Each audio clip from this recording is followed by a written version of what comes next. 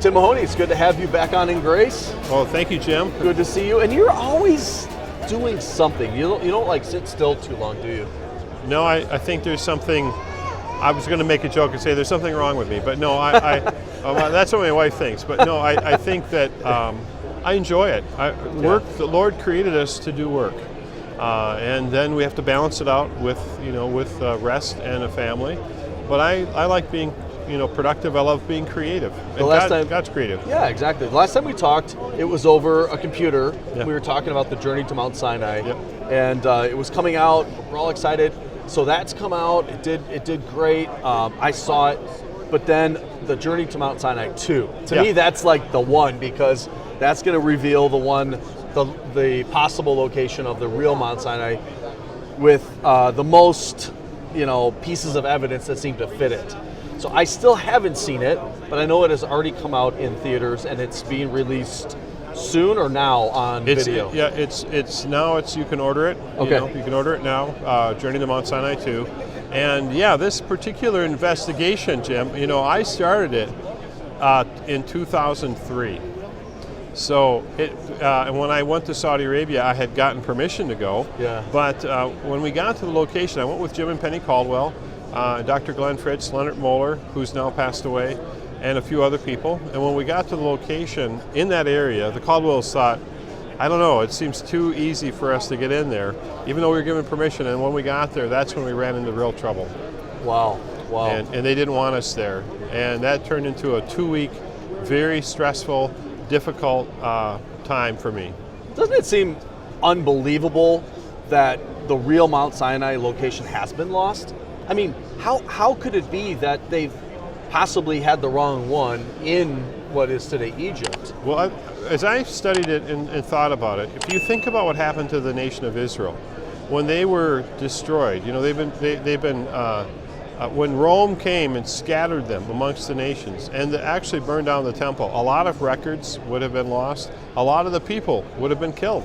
So if you're running for your life, fleeing to the far areas of the Lord, and this goes back to the covenant that God made with Moses at Mount Sinai. He said, if you break this covenant, you're going to be destroyed as a nation, you're going to be scattered, you're going to be persecuted, but in the future you will return.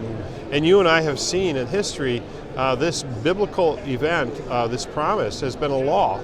And that's, I think, what we're examining. So why was Mount Sinai lost? I think it has to do with the covenant, is that once they broke the covenant and they were destroyed as a nation, they were running for their lives. And I think the knowledge of Mount Sinai was lost. Do you feel like, since it has possibly been refound, that could have some tie-in with them coming back to life as a nation? Could there be any correlation, maybe? I think, Moses says many times, and throughout the scriptures, it says, do not forget what God did by bringing you up out of Egypt. And he brought them up out of Egypt, and he took them to the mountain. And Moses was, told to bring these people here to worship me. And that, I think, is a lot of people still today that are Jewish don't necessarily believe that the biblical events really happened. They don't really know where to place it, that it's really something that happened. But if it is true, then that means that there is a God who has created the universe. And if it is true, then that means there is a God who has chosen this people to represent them. And all these different things then are connected to, the promise that Abraham had, that he would be a nation, and then and that promise also would be that nation would, through his seed, all nations would be blessed. Now that we're here at this time in history, we can look back and we can see how these promises have been fulfilled. But I think the reason why you and I going out on these types of investigations is helpful is we're saying, look, this is what the Bible said. Here is a pattern of evidence showing that these events really happened. So your entire film series, Patterns of Evidence, every one of them is intriguing, it's enjoyable, you learn, but it's not dry, it's not boring. You're going with Tim Mahoney on this adventure. Did you ever think on that first trip all those years ago that it would lead to all of this? Not at all. No, I thought that I didn't know where it was going. I thought maybe it was a 1 hour special. But that 1 hour special that was supposed to be done in 1 year, took 12 years.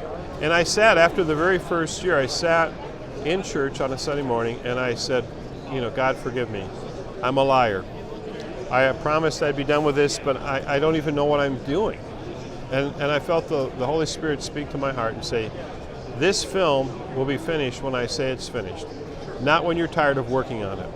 What you're building is a fortress, not a facade. If you build a facade, people surround it and knock it over. But if you build it strong on all sides, when it rises up into the culture, people will just have to deal with it. They won't be able to destroy it. They might try to, but they're not going to be able to. And I started realizing that the films that I was making had different points of view, multiple points of view. Those multiple points of view is what makes these films strong. And it does rise up in the culture. And today, people have seen this film. It's in many languages, these films, and it's around the world. So it just continues to go on. So I think sometimes God has a bigger idea. I would have been, I think, overwhelmed if I thought it would take this long, or I would have been doing this. It would have been too much for me. Sometimes it's better not to know Yeah.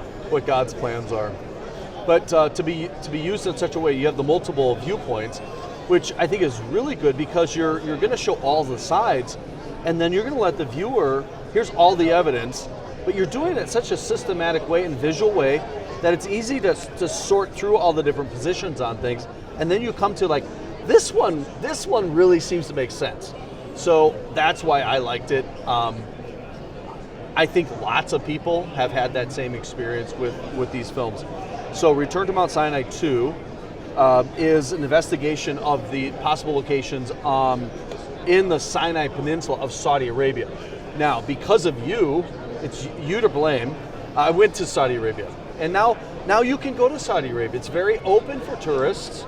They want Americans, they want Westerners to come. That wasn't the case when you guys first went. That's right. Okay, so we went there. We were able to climb this Jabal Makla, and just all the things, the oasis and all the things that were there astounded me. Mm-hmm. So I still haven't seen this last movie. I'm going to see it soon in the next few days, but I got to experience it.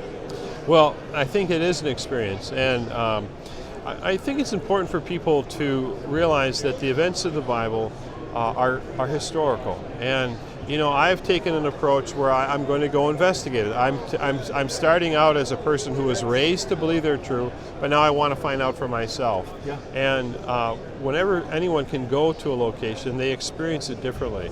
And I think that that's why it is helpful to go to Israel, to go to Jordan, to go to these places. And some people who want to go to Saudi Arabia and go look at this mountain, they're going to come away with a completely different experience because they're going to sense it, they're going to be there, they're going to see the rocks, they're going to see the stones. And I think, we don't have to have evidence, but the reason why I think it's been important for you and I to make these kinds of investigations is because there's a number of people who are saying there's no evidence. Right.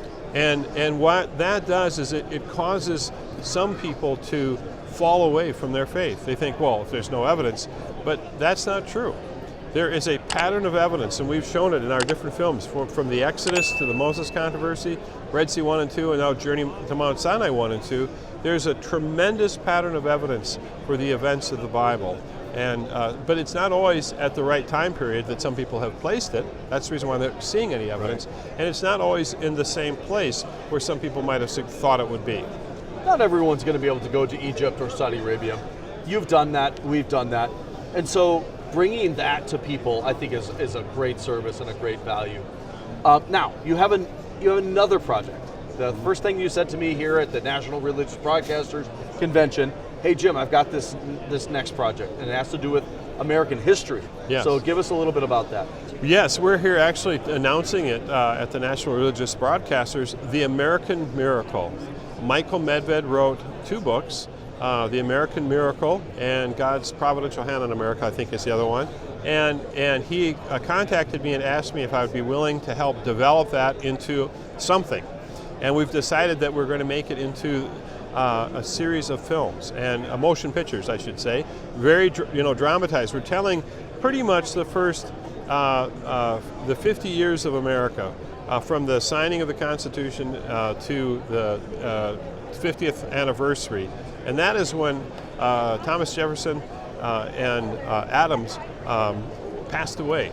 They both died on the same day, which was statistically not even, it was the shots of that, long shot of that happening. I don't know what the number is, but it was amazing that both of these men made it to the 50th anniversary of American independence. And why is that important today is that as we're going to look at this, who are these founders? Why was this so important? What did this nation have? You know, these people weren't perfect people, but Michael is going to show that God, through the life of George Washington, had a providential protection over him. We're going to be showing scenes of how God spared Washington's life and how God spared this nation time after time after time when it would appear supernatural events happened that allowed the American Revolution to go in the favor of the colonies and get their independence. And I think it was because they, you know, we hold these truths self-evident, you know, that these rights were inalienable and that there was a power higher than the king. And I'm very thankful to have this opportunity to make this film and to be releasing it, and we're excited about it. So in the future, we're going to have more information to give you as we film reenactments, you know, battle scenes. We're going to be talking to some of the top scholars in America, and it's going to be, I think, an encouragement, and it's also going to be cutting through the clutter, because there's a lot of negative press or negative thoughts about American history, but there's a whole other side that has not been told. And when we've told, you know, when we've read through some of these stories and events, people would say, I never knew that before. Well, you haven't, because it hasn't been told. But now, you know, through the next 2 years here, we're going to be telling that story. Yeah, you're not going to see this stuff on the History Channel because I think it's too miraculous. It's too much God in it. So there are a lot of stories in American history, and you're just probably going to scratch the surface with this first films, but there's a whole nother patterns of evidence of God's involvement in American history there that you can tell. So I look forward to seeing that one or those films that you do. But all of these have been just wonderful. I appreciate your life and your passion, Tim. Well, thank you God again. bless you. Yeah. Good to see you again. Well, God bless you too.